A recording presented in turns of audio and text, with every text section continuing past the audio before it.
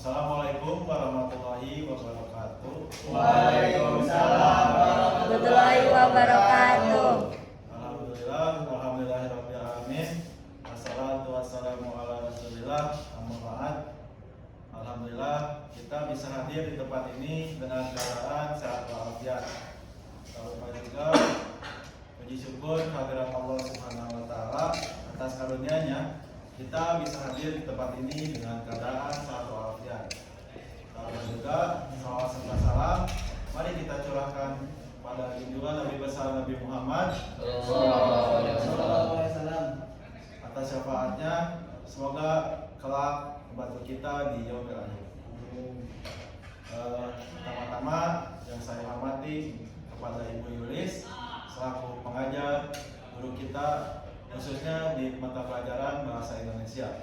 Lalu juga kepada rekan-rekan teman-teman saya yang ada di kelas B, semoga makin kompak dan makin sukses. Hari ini kami akan membahas suatu materi yaitu penerapan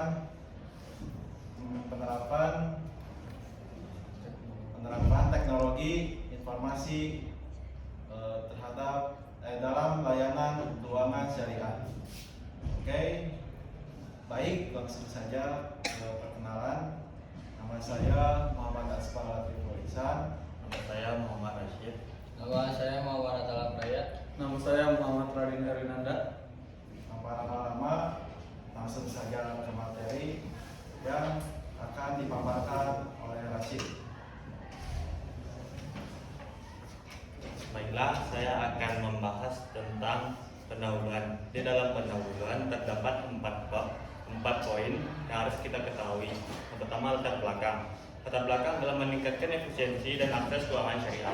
Maksud dari efisiensi di sini adalah meningkatkan kinerja dan memudahkan akses keuangan syariah. Poin yang kedua yaitu mendukung prinsip syariah melalui layanan digital. Mendukung prinsip syariah dengan memasukkan nilai-nilai agama Islam dan menjauhi dari riba, gharar, dan syariah. Tujuan penelitian di dalam sebuah penelitian ditemukanlah tujuan penelitian, yakni satu, menganalisis tantangan dan peluang lembaga keuangan syariah. Yang kedua, memberi strategi teknologi informasi. Manfaat penelitian ini satu, memberikan dampak positif teknologi informasi dalam pelayanan keuangan syariah. Apa saja dampak positif teknologi informasi dalam pelayanan keuangan syariah? Yang pertama, memudahkan transaksi dimanapun, kapanpun, tanpa memungut biaya sedikit pun. Yang kedua, memudahkan mengumpulkan data. Yang ketiga, tanpa menggunakan biaya operasional. Metode penelitian kali ini kami menggunakan metode deskriptif kualitatif dengan menggunakan studi pustaka atau literatur. Baik, terima kasih untuk Rashid telah memaparkan dari pendahuluan. Selanjutnya untuk Muhammad, waktu dan tempat kami persilahkan. Baik, terima kasih Saudara Aspa. Saya di sini akan menjelaskan kajian teoritis dari penerapan teknologi dan pelayanan keuangan syariah. Yang pertama adalah penerapan teknologi. Penerapan teknologi menurut Starr dan Reynolds pada tahun 2013 menjelaskan bahwa teknologi informasi sangat berfungsi untuk meningkatkan efisiensi dan efektivitas operasional dalam suatu organisasi, yang dimana ini mempermudah pekerjaan para pekerja terhadap tugas-tugasnya di suatu organisasi. Yang kedua adalah menurut London KC dan London JP pada tahun 2016. Mereka mengemukakan bahwa teknologi informasi membantu mencapai tujuan suatu organisasi secara strategis. Yang dimana ini dimaksud teknologi informasi membantu suatu perusahaan yang ingin mencapai goals-nya atau tujuannya. Yang selanjutnya menurut O'Brien dan Marakhor tahun 2010, mereka menjelaskan bahwa teknologi informasi membantu manajerial organisasi terhadap perusahaan untuk mengidentifikasi suatu masalah dan mencari solusi atau keputusan yang lebih strategis, yang dimana teknologi informasi juga membantu suatu perusahaan untuk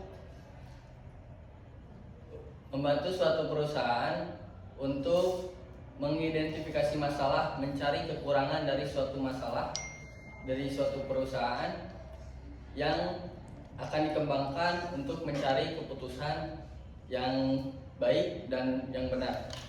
Selanjutnya ada pelayanan keuangan syariah menurut Iqbal dan Miracle pada tahun 2016. Mereka menjelaskan bahwa keuangan syariah mencakup prinsip-prinsip syariah Islam, yang dimana keuangan syariah ini memakai prinsip Islam yang sesuai dengan ajaran Islam yang sudah ditetapkan oleh agama. Selanjutnya ada dari Hasan dan Dridi pada tahun 2010. Mereka menjelaskan bahwa pelayanan keuangan syariah mengutamakan prinsip keadilan, transparansi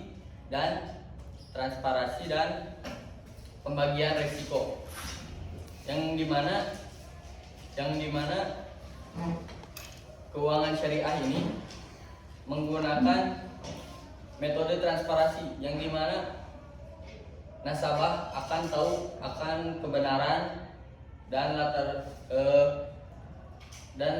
wujud asli dalam transaksi, agar nasabah juga merasa aman pada saat ingin melakukan transaksi. Jadi menjaga rasa aman nasabah. Cukup. Baik, terima kasih untuk Saudara Muhammad telah menyampaikan tentang kajian teoritis.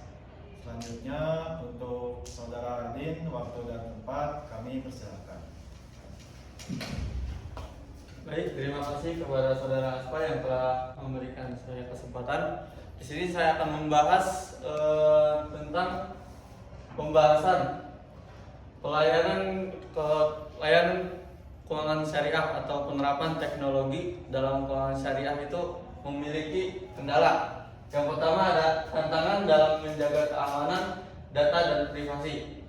Meskipun sudah ada teknologi enkripsi atau teknologi enkripsi, ancaman terhadap keamanan data itu tetap ada.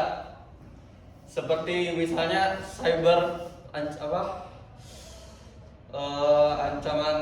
serangan cyber atau kebobolan data yang dapat mengurangi kepercayaan nasabah. Dari kendala tersebut muncullah dua solusi. Yang pertama, peningkatan teknologi keamanan. Lembaga keuangan syariah harus terus meningkatkan dan memperbarui teknologi atau keamanan dari nasabah. Misalnya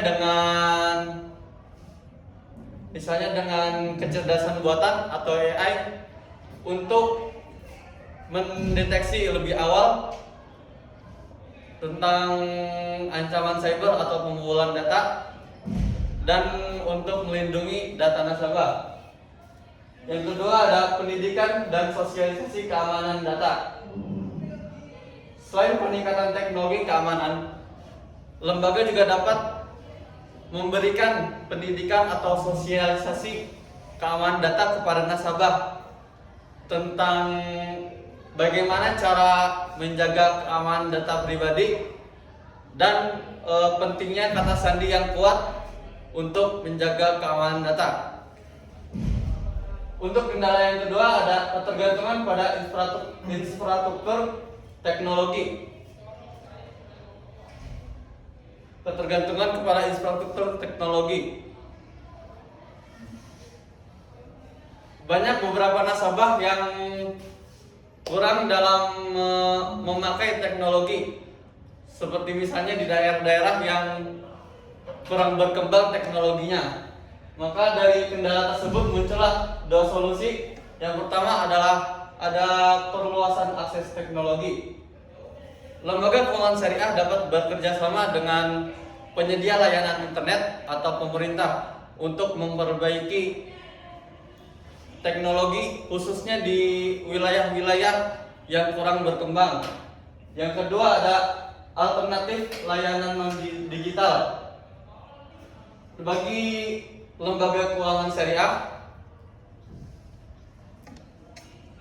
agar menyediakan seperti call center atau cabang yang berbentuk fisik untuk menyediakan layanan non digital. Sekian, terima kasih. Baik, untuk Radin telah memaparkan materi dari pembahasan. Selanjutnya kami Aspa sendiri akan menyampaikan dari penutup, yaitu kesimpulan. Baik, untuk kesimpulan dibagi menjadi 3. Yang pertama yaitu peningkatan akses dan kemudahan. Arti dari akses dan kemudahan itu banyak, yaitu seperti dipermudah, seperti diperlancar dalam hal teknologi keuangan syariah. Contohnya seperti di dalam aplikasi itu pasti ada cek saldo, ada mutasi rekening, dan masih banyak yang lainnya. Oleh itu, peningkatan akses dan dipermudah itu sangat penting bagi ini. Yang kedua adalah peningkatan transparansi. Transparansi ini seperti terbuka dalam hal apapun, khususnya kepada nasabah. Jadi nasabah itu ingin melihat saldo, ingin melihat apapun tanpa ada kendala, tanpa ada tertutup-tutupi, seperti itu. Dan yang ketiga adalah meningkatkan kepuasan nasabah. Jadi poin yang ketiga ini, yaitu kepuasan nasabah, adalah puncak dari poin 1 dan poin 2. Jika poin 1 dan poin 2 terlaksana dengan baik, maka poin 3 adalah keputusan dari nasabah, bagaimana respon dia, bagaimana respon nasabah, apakah penilaian menjadi baik atau buruk atau apapun itu. Yang penting kita sudah berusaha dengan baik bagaimana cara pun itu untuk meningkatkan teknologi, khususnya dalam informasi tersebut. Selanjutnya, lembaga keuangan syariah perlu untuk mengembangkan berbagai kebutuhan nasabah. Selanjutnya, untuk seperti meningkatkan pelatihan kepada staf dan nasabah, serta menjalin kerjasama ke setiap perusahaan-perusahaan agar semakinnya berkembang, semakin popularitas untuk keuangan syariah tersebut. Paling sekian untuk penutupan dari kami.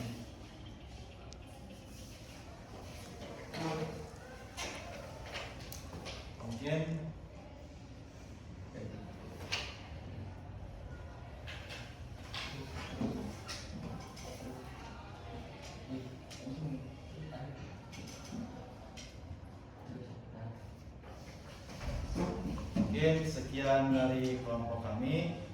Terima kasih atas waktunya. Mungkin barangkali rekan-rekan ada yang ingin bertanya, boleh?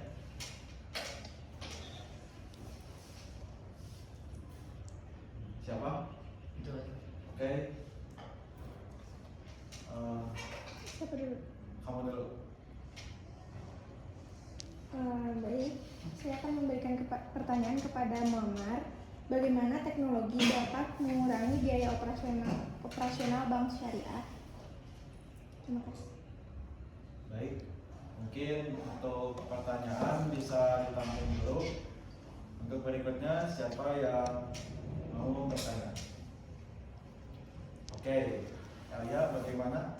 Saya akan bertanya kepada Rashid, bagaimana upaya meningkatkan digitalisasi dalam pelayanan keuangan syariah? Oke, boleh ditampung dulu. Selanjutnya, oke, untuk Farel. Baik, untuk Farel, boleh. Saya mau bertanya kepada Aspa, Baik, bagaimana cara mengimplementasikan teknologi informasi keuangan syariah ke semua? Baik. Selanjutnya, pertanyaan terakhir, siapa yang mau bertanya? Saya Oke, baik, Akil, boleh. ingin bertanya kepada Radin, apa tantangan dari penerapan teknologi informasi dalam keuangan syariah? Baik, terima kasih untuk teman-teman yang sudah bertanya. Untuk sementara, apakah kita akan berdiskusi dulu atau langsung dijawab? Diskusi dulu. Oke, baik. Kami meminta 2 menit untuk menjawab pertanyaan rekan-rekan.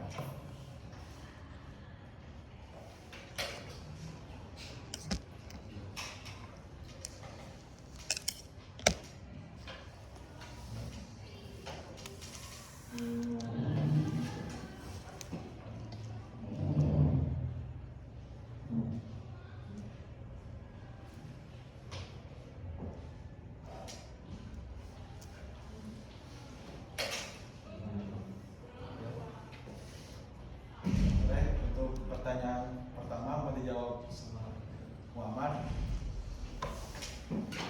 Saya akan menjawab pertanyaan dari saudari Mariam.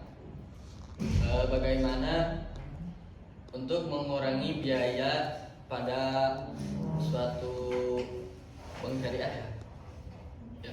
Cara mengurangi biayanya yaitu yang pertama menggunakan aset digital, tidak melalui fisik. Apabila kita melalui fisik, mungkin akan mengeluarkan banyak biaya, termasuk seperti kertas atau ruang tempat yang akan menambah biaya. Jadi kita harus berpindah kepada mengikuti zaman, memakai digitalisasi begitu. Baik, apakah terjawab? Cukup, terima kasih. Baik, terima kasih. Selanjutnya, Rashid, apakah ingin menjawab? Enggak.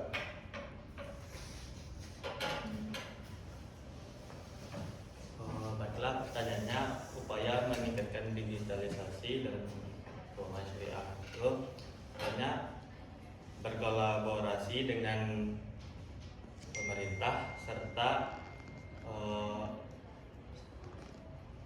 memberikan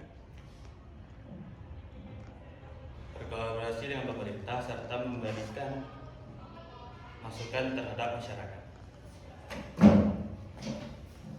Baik, selanjutnya untuk Radin, boleh. Baik, saya izin menjawab pertanyaan dari saudara Akil tentang tantangan teknologi. Yang pertama ada serangan cyber atau ancaman cyber. Yang kedua ada pembobolan data.